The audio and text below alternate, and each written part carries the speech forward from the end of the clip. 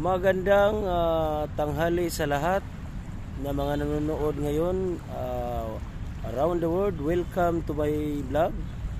Nandito pa ako ngayon guys sa mismong Manila Bay, kung saan makikita nyo guys yung tabing dagat. Napakalinis.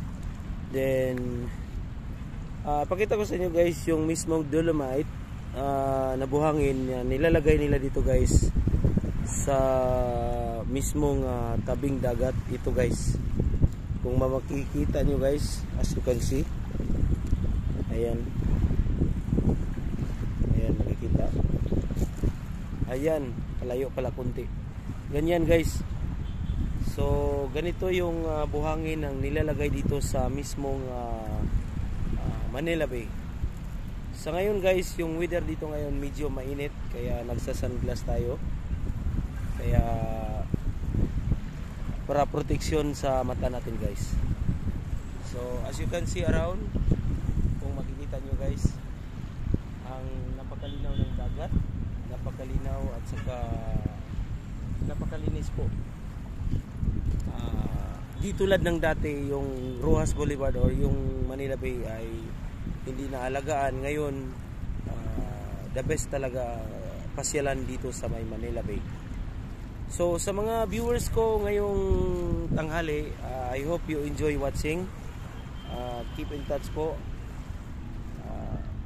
Sana po wala kayong sawang na magsuporta sa akin, kasi araw-araw po kayong pakitain ng mga video na kung saan ako namamasyal dito sa Metro Manila. Hindi namamasyal, kundi hahanapin ko po yung mismong mga magagandang tanawin po.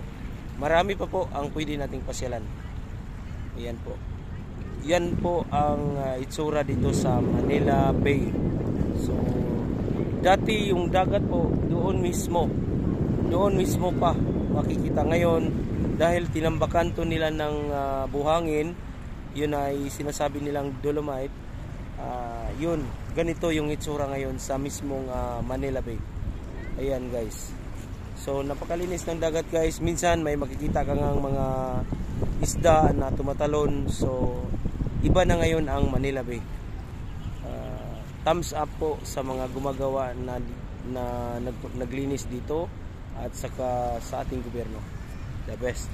So guys, sa mga nanonood ngayon, update ko kayo mamaya sa mga latest update na mga lakad ko ngayong dito sa Metro Manila.